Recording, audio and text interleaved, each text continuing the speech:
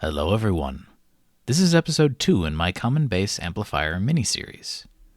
In episode 1, we introduced the Common Base circuit and gave an overview of its properties, derived the gain, input, and output impedance of the small signal model, and discussed the results as well as calculated the current gain to show its current buffering potential.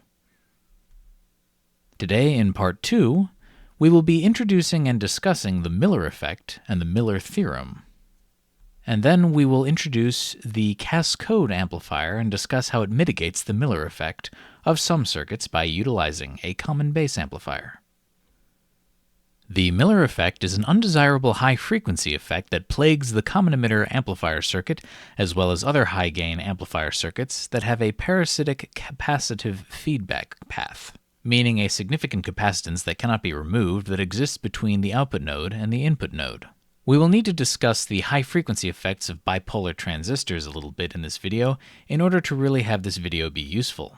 However, we will not go deep or introduce the formal model and focus only on enough to understand the Miller effect. So to understand the Miller effect, we start with our familiar common emitter circuit, like this. I haven't drawn in the biasing network because it's not really important to the discussion. Only the AC circuit is important here. We continue by converting this to the familiar small signal representation of the common emitter circuit. I've folded RO into RC on the top as we have no emitter degeneration. That is to say, the emitter is grounded, and so RC and RO are in parallel. So now that we have this, I will informally introduce these two capacitors from the high-frequency model. They are called C-pi and C-mu. These capacitors are present in all transistors and come into play under high-frequency conditions. The values of each capacitor depend upon the size and orientation of the conductors within the transistor, the geometry of the doping regions of the base, collector, and emitter, the materials making up the transistor, and the relative voltages among the base, collector, and emitter, meaning these capacitors are to some degree nonlinear.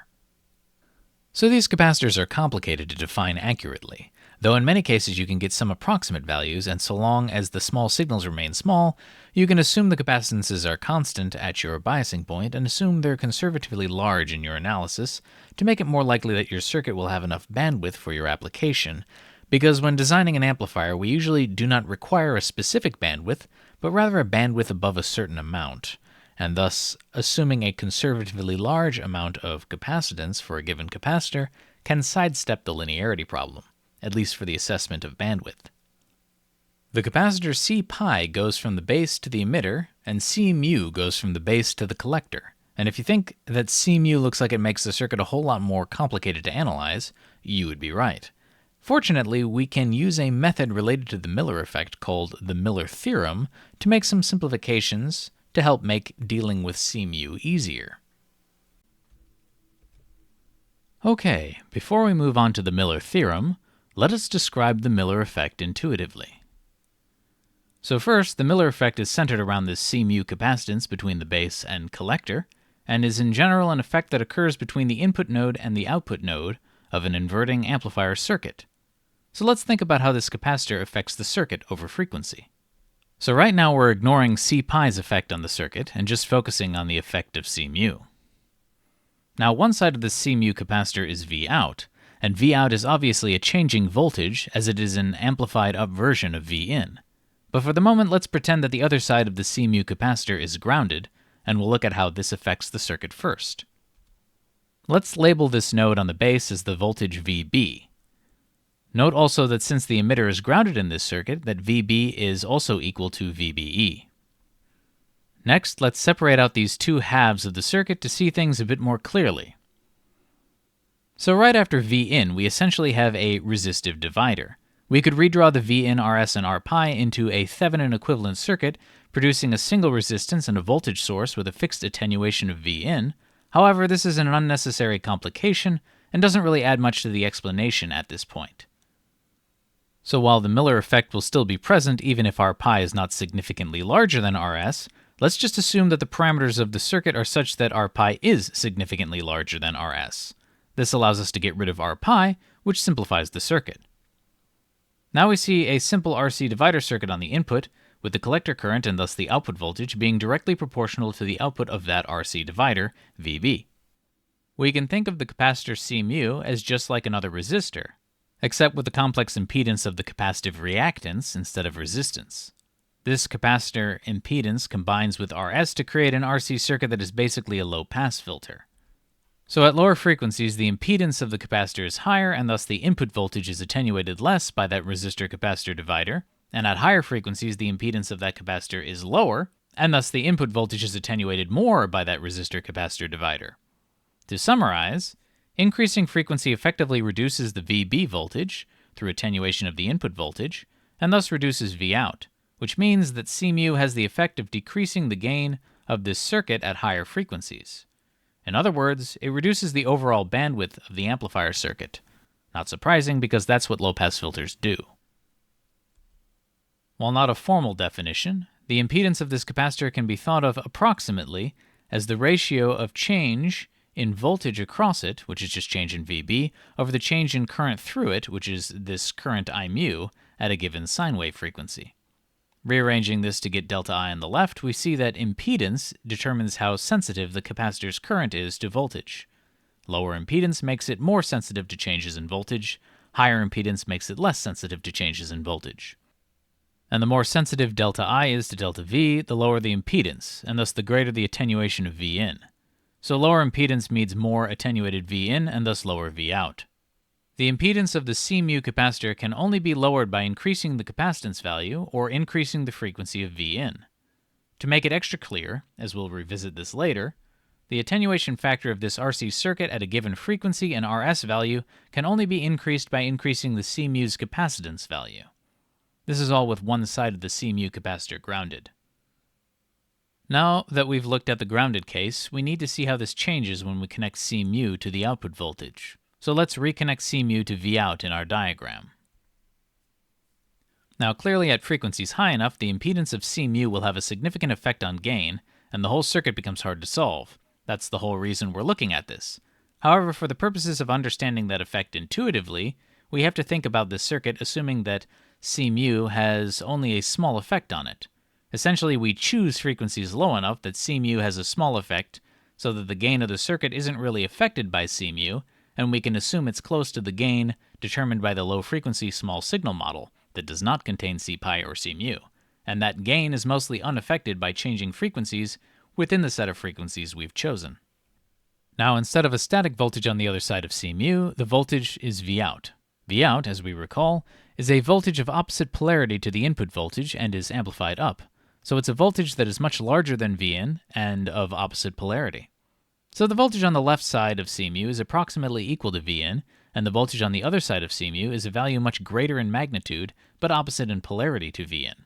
So, a small increase in Vin produces a small increase in the voltage on the left side of the capacitor, Vb, and produces a much larger decrease in voltage on the right side of the capacitor, Vout. This has the effect of amplifying the change in voltage across the capacitor by a factor similar to the gain of the amplifier.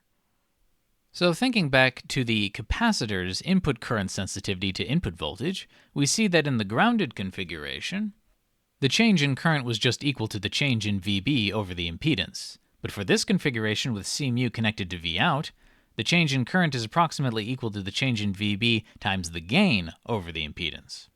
So essentially, the current is getting pumped in and out of this capacitor by not only the input voltage, but also by the gained up and inverted input voltage that appears on the output, making the effective change in voltage across that capacitor much higher, leading to a higher change in current and causing a greater effective attenuation factor on the input than that of a grounded C mu. This makes it appear like the input capacitance of this circuit is higher than just C mu, gained up by a factor similar to the gain of the circuit. So the attenuation factor for this circuit at a given frequency and RS value can be increased by increasing the C mu capacitance or by increasing the gain. This is the Miller effect, that the effective input capacitance of an inverting voltage amplifier is increased due to the effect of the circuit's amplification on the capacitance between the input and output voltage nodes. There is also a secondary effect on the output from the input current feeding through to the output, but that's easier to see once we look at the Miller effect mathematically with the Miller theorem. So in order to come to this conclusion, we had to assume that the C-mu capacitance has little effect on the gain, which means that this effect is really only valid when the gain is high. We'll discuss this more after we've presented the Miller theorem.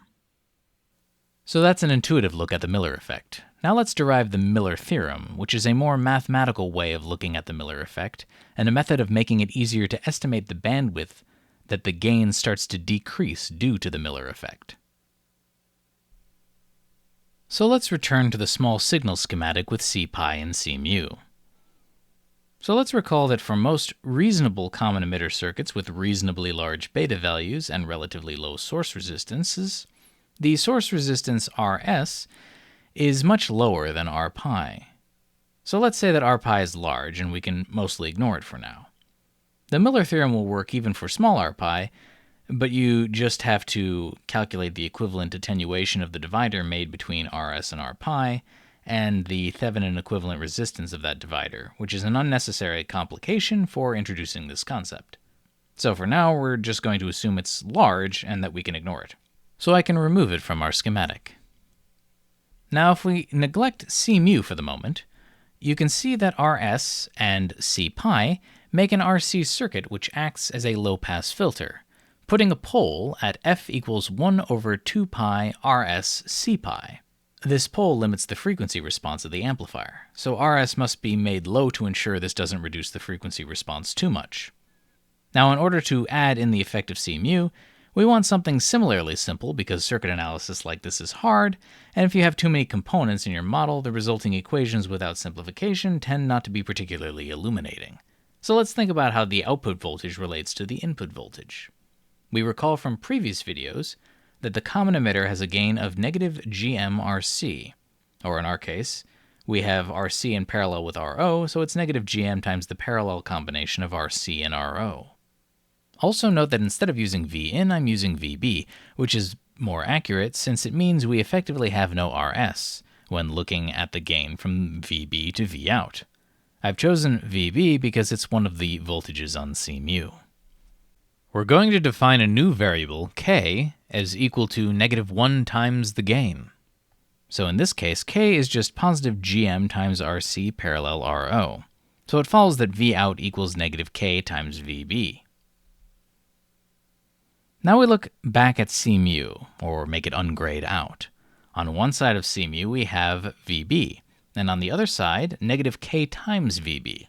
For the moment, let's assume C-mu does not significantly affect the circuit, and we'll just use the equations we came up with before, and see if we can justify this assumption later.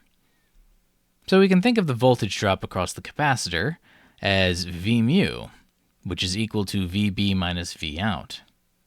Plugging in our equation for Vout, we get Vmu equals VB minus negative k times VB, which simplifies to k plus 1 times VB. Now the key here is to replace this capacitor with something simpler to deal with. So we need something that produces the same current draw, Imu, from the base on the base side, and the same current draw into the collector on the collector side. So we think about this current Imu. What is this current equal to? Well, it's going through a capacitor, so the current is equal to Cmu times dV mu dt per our understanding of capacitors. But we notice that our equation for Vmu equal to k plus 1 times Vb can be differentiated on both sides with respect to time, and since k is a constant, we can get dV mu dt in terms of Vb, k, and Cmu, resulting in this expression. Now you might be thinking, so what? We've reformulated the expression for Imu. What does that get us? Well, if we think about what we're looking at here, and focus just on the left side of the circuit diagram, the input side on the base, this expression, has the same value as a capacitor connected from Vb to ground with a capacitance of Cmu times k plus 1. So we can make the following change to the schematic. Now before we discuss the implications of this, we still have to handle the current from the other side. On the other side, we want to do something similar, but now we need to reformulate this in terms of Vout. So first we do some math to get Vb in terms of Vout and k. Then convert Vmu to an expression containing only Vout and k. Then convert the derivative of Vmu to one containing Vout. We get something that looks like a negative capacitance coefficient, But since we want to put a capacitor from Vout to ground, the convention is that I mu should be flowing out of Vout and into ground, and the current direction of I mu presently is flowing out of ground and into Vout. So all we have to do is flip I mu around and call this flipped current I mu prime. And that gives us a positive capacitance, here, from Vout to ground of C mu times k plus 1 over k. So now we have broken this C mu capacitor up into two other capacitors and gotten rid of that complicated connection between the input and output. What insights can we gather from this new configuration? Well, first we need to recognize that this is an approximation. The primary approximation we've made is that the gain is fixed and not dependent upon C mu or C pi, where in reality the gain will drop over frequency due to these capacitors. And so these capacitors only really have these approximate values while K is still high and hasn't been attenuated much by C mu or C pi. So while it gives us insight as to when the gain starts to drop due to these capacitors, it does not give us full knowledge of how the gain drops exactly over frequency, just when it starts to drop. This, however, is quite useful, as we often just want to know when this gain starts to drop significantly, and then we design to improve that metric and don't really care about exactly how much it drops after that point. Secondly, we think about what happens when K becomes high, like a gain of 100. Many circuits perform best with high transconductance and high gain to amplify low-level signals, and to use negative feedback to utilize that high gain to produce higher linearity and better behaved circuits. So with a gain of 100, we can easily see that the capacitor on the base is effectively multiplied up by a factor of about 100. This will tend to significantly affect the pole frequency we identified earlier and shift it down significantly to this approximate value. I now call this new expression FP1 prime, and it depends on the source resistance Rs and the combined capacitance of C pi and C mu as well as this K term. C pi tends to be larger than C mu, but with this k plus 1 multiplication, the k plus 1 times C mu tends to dominate when k is high. This pole shifting down due to increased gain presents the main problem of the Miller effect. Increasing the gain will reduce the bandwidth due to this Miller capacitance. This is the effect we seek to mitigate with the common base configuration. But before we do that, let's briefly look at this other capacitor. We note that when the gain is high, the quantity k plus 1 over k is approximately equal to 1.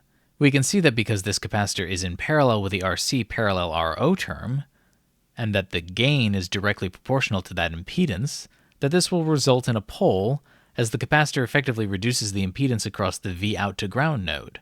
This pole frequency, which I've called FP2 prime, is the resistor-capacitor combination of RC parallel RO and C mu shown here. This pole limits the frequency in addition to FP1 prime, but is generally considered less of a concern because this capacitance is not gained up nearly so much by the Miller effect as the input capacitance is, and thus it's usually not the pole that limits the bandwidth as much, so long as RC isn't set too high. RC also has to contend with the capacitance of whatever Vout is connected to, so C mu may not even dominate the capacitance on Vout. So now that we've shown the Miller effect is a problem we need to solve and showed how to use the Miller theorem to see the Miller effect more intuitively, let's show how it's solved with a common base. So, reverting back to the large signal circuit, ignoring biasing, we show the Miller effect and the application of the Miller theorem, allowing us to split the base collector capacitance C mu into these two other easier-to-handle capacitors. The modification we're going to make to this circuit to mitigate the Miller effect is to insert a common base circuit serving as a current buffer between the collector of the transistor and the output voltage node. Like this. This two-stage amplifier circuit is called the Cascode, and it consists of a common emitter on the bottom and a common base on the top. Here we can see that the biasing situation can be made much more simple than in the common base only topology, because the common emitter and common base can both be biased with essentially the same collector current, and the DC voltage at Q2's base can be set to be about 0.7 volts from the Q1 collector / Q2 emitter to set the DC voltage biasing point. But we'll skip further discussion of biasing and focus on small signal considerations.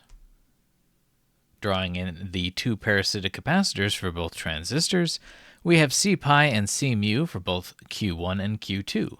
In general, we don't want to assume they're the same, especially in a discrete system, and so we add a 1 or 2 to the subscript to denote which transistor it belongs to.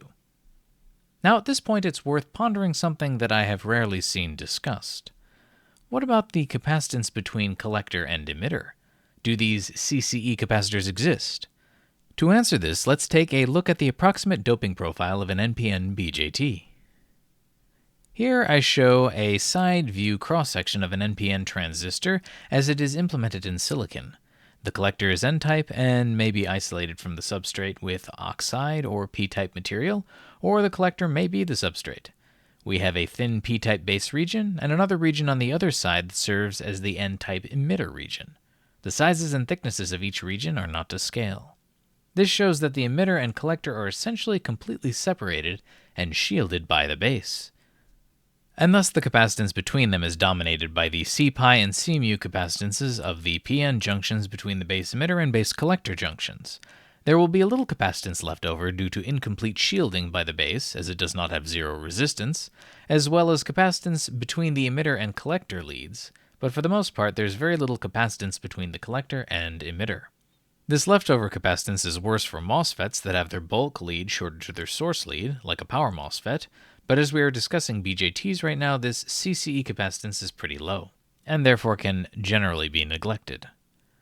So with that taken care of, let's take a closer look at how this circuit deals with the problem of the Miller effect. To start with, let's convert this circuit to the simplified small signal equivalent circuit. To further simplify things, let's assume RB is small compared with the capacitor impedances and R pi, which is usually a reasonable assumption. So we can consider RB a short circuit, and so we can redraw the capacitors on the upper transistor to be ground, which is a much simpler configuration. This shows more clearly that CMU2 and CPi2 are essentially each connected to ground on one side.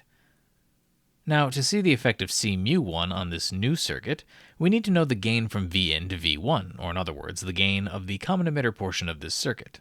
We recall that the gain of the common emitter is negative GM times RC1 parallel RO1. I have an RC1 in quotes here because there is no RC1 in the common emitter circuit, which would have the subscript 1 to match the subscripts of the other parameters. So what we really need to know is what the resistance to ground attached to the collector is. Fortunately, this is simply the parallel combination of RO1 and the input impedance of the common base circuit Zn2, which we know from the previous video is approximately equal to little re2. We can very accurately approximate this to be just little re2, as RO1 is pretty much always much greater than re2, even given their different transistors with slightly different bias currents. We can rewrite little re2 as equal to alpha little rm2, and because the biasing current from GM1 and GM2 are the same, we can generally assume that GM1 and GM2 are approximately equal, which we just define as GM, with no numerical subscript. This means that since Rm is equal to 1 over Gm, that the gain from Vin to the Q1 collector simplifies to just a gain of negative alpha, which as we know is approximately equal to 1. So incorporating the common base into this circuit has altered the gain from the input to the collector of the common emitter from negative GMRC parallel RO to negative 1. Briefly recalling that the most prominent capacitor derived using the Miller theorem is the one from base to ground, which is equal to k plus 1 times C mu 1, where k is the negative of the gain, we see that k is now equal to 1. Therefore, instead of k plus 1 being large, it is now only 2. So the Miller effect on the input side of the common emitter circuit is largely eliminated. Moving to the collector node and its interactions with the common base circuitry, it's clearer if we redraw the circuit in this manner. Here I've applied the Miller theorem to CMU1, placed RE2 on the collector signifying the input impedance of the common base, and put the output impedance of the common emitter along with an ideal voltage source outputting VC1, which is the voltage of the collector on Q1, into the common base. This method of cascading subcircuits by setting the load impedance of the upstream circuit, in this case the common emitter, to the same value as the input impedance of the downstream circuit, in this case the common base, and setting the input impedance of the downstream circuit to the same value as the output impedance of the upstream circuit is a very useful technique for simplifying the analysis of cascaded circuits. I won't be discussing the details of this method further in this video, but if you would like to learn more about this technique, look online or in electronics textbooks for references talking about two-port models, or two-port networks, as we've effectively created a two-port model for each of these circuits and are cascading them together. You'll also notice I took C-Pi2 from the common base circuit and put it in parallel with the C-mu1 Miller capacitor on the collector.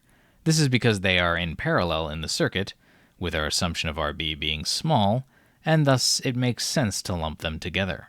Substituting k equals 1 for those k terms, we see that we get 2 times C-mu1 for both the Miller capacitors on the common emitter. So we were able to significantly reduce the effective capacitance seen at the base to ground, but what about the collector to ground? First, the C-mu1 contribution is doubled instead of being approximately 1 with high k, and we have C-Pi2 in parallel, which is generally larger than the corresponding C-mu.